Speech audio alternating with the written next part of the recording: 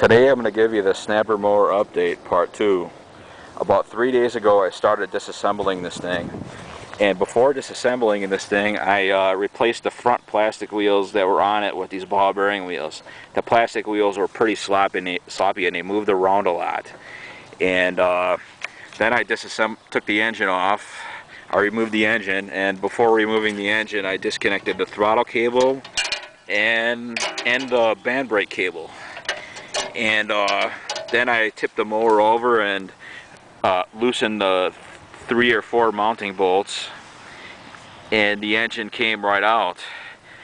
And then after I took the engine off, I had to remove the drive belt that was on this drive plate here, because the drive belt goes all the way around this drive plate, and it connects to the crankshaft. It goes from here to here.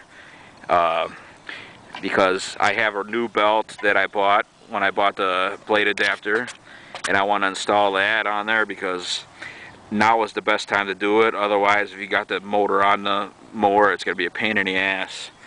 And then after that, I had to take this grass chute off because I had to get the tensioner loose, because this tensioner was locked. It was seized. Now it moves around. And before I got the tensioner loose, I removed the belt that was on it. I loosened this nut here on the center of the pulley, on the center of the tensioner pulley, just to get the pulley tilted like that, so I could get enough clearance to get the belt off the drive plate.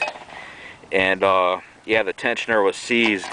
It was locked, so I had to tip the deck over and scrape all the grass underneath the drive plate out in order to get penetrating oil on the tensioner, because the tensioner was seized, of course. And I just took a hammer, not the hammer part itself, but the handle of a hammer, and I just tapped it loose back and forth. Now it moves perfectly.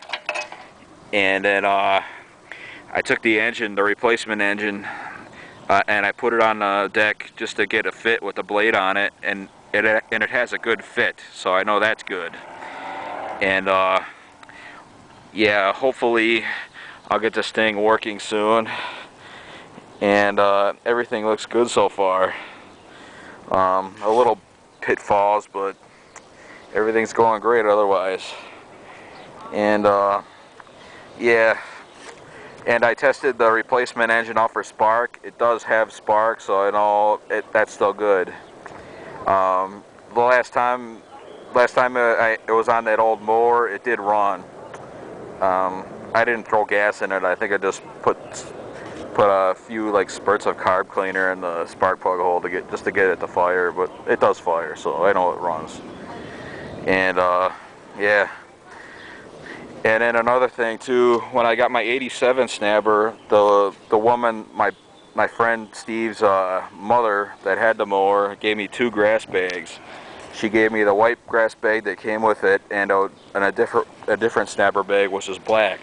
That different bag was made for this mower. It fits automatically right on here, so that's a bonus selling point. And yeah, that grass bag, it really helped. And then I got a spare mulch plug laying around for it too, so everything's going great so far. And I'll show part 3 soon, with it half done, with the engine on the deck, and probably firing the engine too with the drive belt on it. But everything looks great so far. And I'll conclude this video, and have a good Memorial weekend. And I'll get to this soon. I got a garden to plant, but anyway, a bunch of other projects too. So have a good weekend. Bye.